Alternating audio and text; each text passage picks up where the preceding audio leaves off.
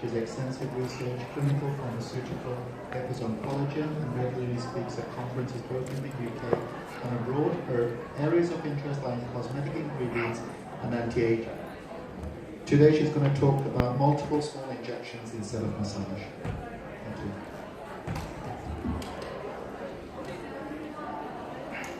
Okay, so I know massaging is so common, everybody does it, but over the year and a half that I've been practicing aesthetics, I've realized that actually there isn't a great need to massaging your filler if you're injecting the right amount. So here I am sort of talking about my experience and also presenting clinical evidence as to why you don't actually need to massage your filler. So just a bit of a recap on the skin structure.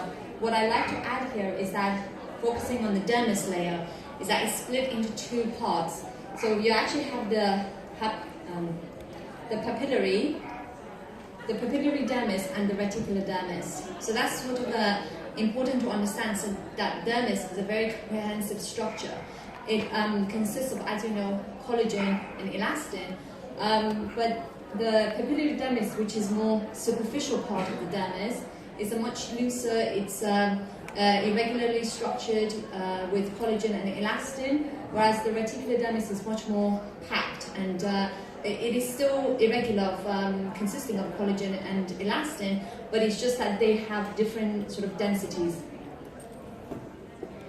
Again, this is just to recap on the difference between mature and young skin. So as you can see, in the young skin you have a much thicker dermis, much more structured, whereas in the sort of a mature skin is much thinner dermis. So as we know, obviously with aging, you're losing collagen about 1% a year. So by the time you're about 50, you've lost about 20% of your collagen. And as we know, obviously there's external factors that affect the collagen and elastin in our skin. So obviously lifestyle information is very, very important when you're consulting with patients. And we all know the effects of what aging does to our skin.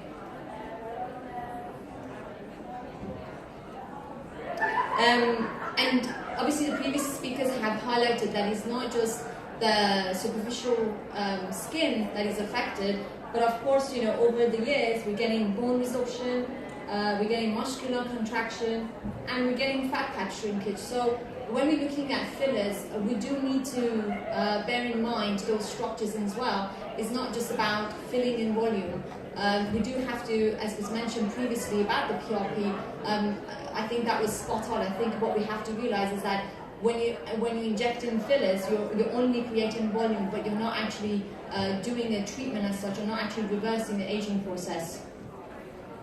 Now, when it comes to the superficial skin and wrinkles, again, we have to understand that there's different sort of the wrinkles. You have the superficial ones, and you have ones that actually extend down into the dermis.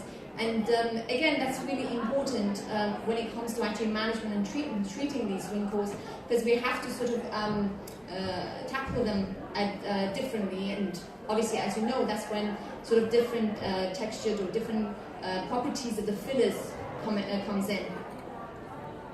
Obviously, we know about the fillers that's in the market. Obviously, HA is the biggest one. Collagen was around, of course, that's not.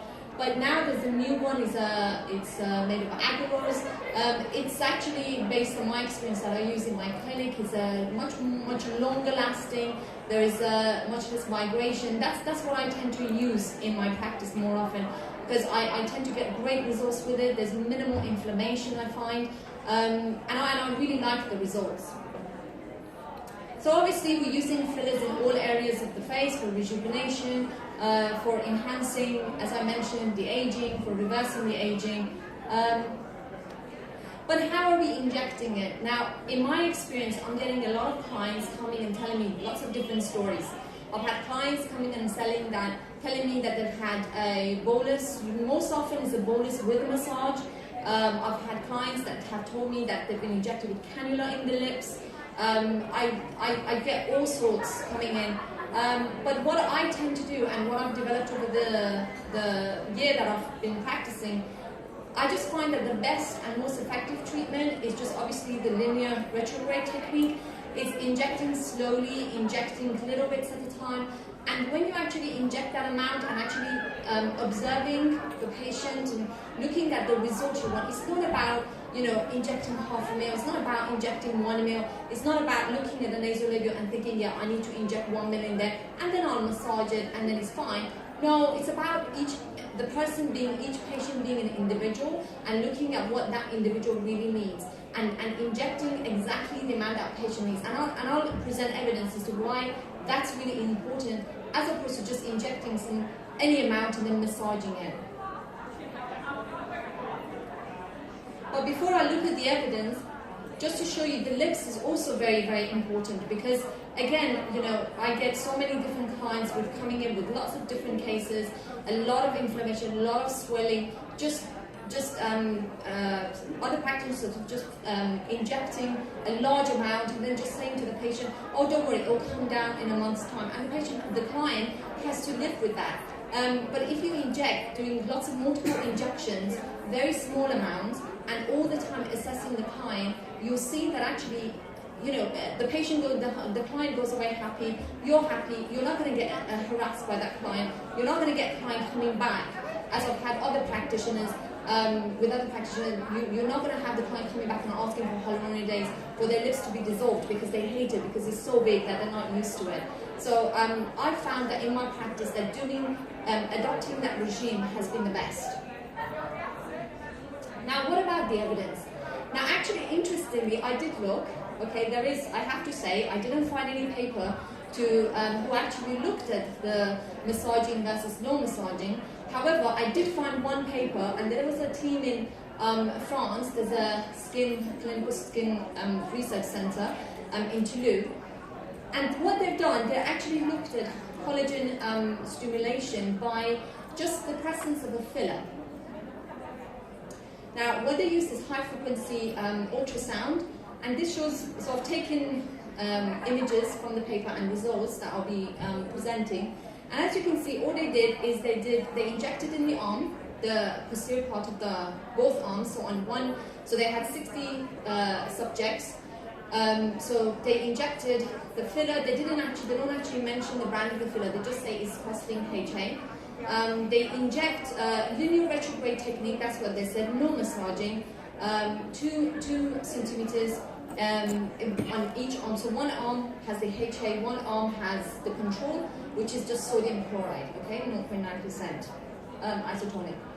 So the image shows here this non-echogenic dark area represents the filler, okay, versus the sort of without anything.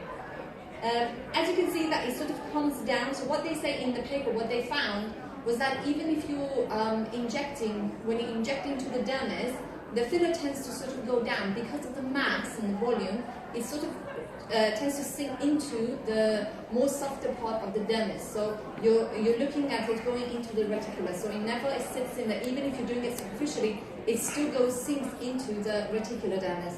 And now what happens is when it goes into that area of the dermis, it actually, what's interesting is actually it triggers collagen formation, which is something that is, you know, I've never come across. I've never had anybody say that. It's only with certain brands of the filler that you get collagen stimulation. But actually, this paper is very interesting in the sense that, no, you get collagen stimulation with any filler you inject, you're going to get that. And the reason for that is because you're getting this. So what happens is they did finite element analysis. Don't ask me the details. I don't really understand it, but it's basically 3D modeling of what goes on. They're looking at the tensile strength that is created. So as you can see here, that's the papillary dermis, and as you can see, it comes down. That's meant to represent the filler. Here you have the tensile strength, okay, that is created by the filler. As you can see, orange is the highest. So that just represents the tensile strength, that the stretching, that mechanical stress that the filler imposes on the skin. And what they say is that because of that, because you have mechanoreceptors in the actual dermis, that sort of creates like a response, and it creates like a mechanism that goes up to the dermis and stimulates collagen synthesis. And then what they've done I don't know whether you know about the ELISA technique, but you can actually use that to measure the protein levels in the skin, because they took skin biopsy from these patients. And what they found, as you can see, this is straight after the filler injection. So you can see this is Tino, so that's the baseline. This is the control, and this is where the collagen. So this graph represents pro-collagen, so the amount of protein. This one represents the TIMP. TIMP is an inhibitor of matrix metalloproteinase, or MMPs. MMPs actually degrade, so they're the enzymes that degrade your filler. So what they found is that the TIMP goes up as well. So that's really interesting. Not only that, but they, instead of, as well as ELISA, they looked at PCR. PCR looks at your messenger RNA level. So in a way, it's looking at the genes that are expressed. So here you see pro-collagen. So as well as pro-collagen type 1, here is the isoenzyme 1A, and then here you have another one, A2, so these are all pro-collagen, and this is pro-collagen 3. So what they're saying is, you find, again, look at this going up compared to the baseline, compared to the baseline here, compared to the baseline. I don't really want to go into detail about the 3 and 6 months, that's not relevant to our talk, but basically what you see is you're getting a significant increase in collagen formation, okay, that's the whole idea. And then again, you're getting an increase in the TIMP, messenger RNA going up. So yeah, that study basically proves that what is happening is that when you're injecting the filler, right there at the point where you're injecting, again, you're getting this increase, this cascade going up to the top layer of the dermis and increasing collagen formation. Now imagine, if you start massaging this, what you're doing, not only are you reducing the mass, that is presence in that area, creating that stress, but also you're dispersing the filler, so you're reducing the volume. So what they found is that volume that is so key to triggering that cascade. Because basically with the previous study, what they showed with the other data is that if you start dispersing, once the filler starts to disperse, you see that level of collagen formation starts to go down. So you don't want to do that. You want to get that optimal result from your injection, from your treatment. But not only that, but obviously I've heard of cases where they've had clients have had filler injected into their chin, and maybe a week later or 2 weeks later, they've actually ended up with a straw. Now, obviously, I find that what happens is if you start, again, massaging it, you do end up, because obviously the vascular structure of our face is so extensive, and also not everybody is the same. So people, especially with dental and facial surgery, they have, vessels that you might not have expected. So if you start massaging too much of filler, you're going to end up with little bits of the filler breaking up and going to places that you don't want it to.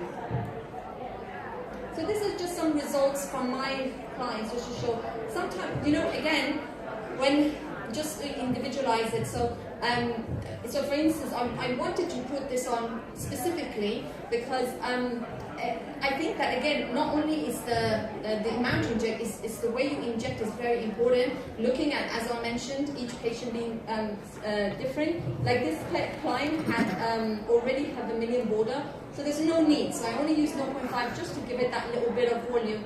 You don't get, the other good thing about it is that when you inject very small amounts, you don't get much inflammation, you don't get much swelling. Patient is happy, client is happy, they can go home. And then this is just another result, just to show you how it looks when you do, again, linear retrograde technique, small amounts, just a little bit in the cheek, just to get that lift.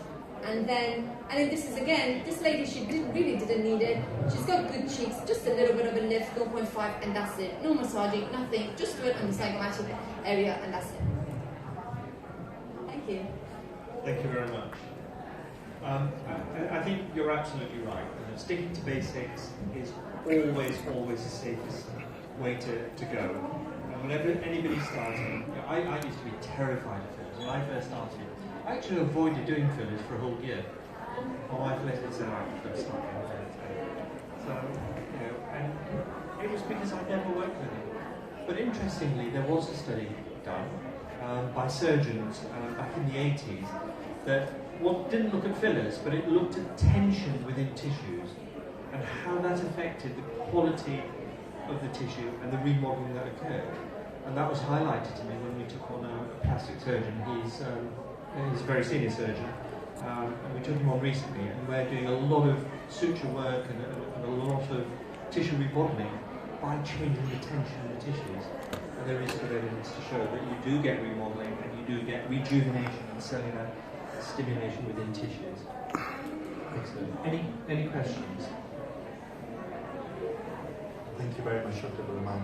Thank you. I would like to introduce our next speaker. Our next speaker is Dr.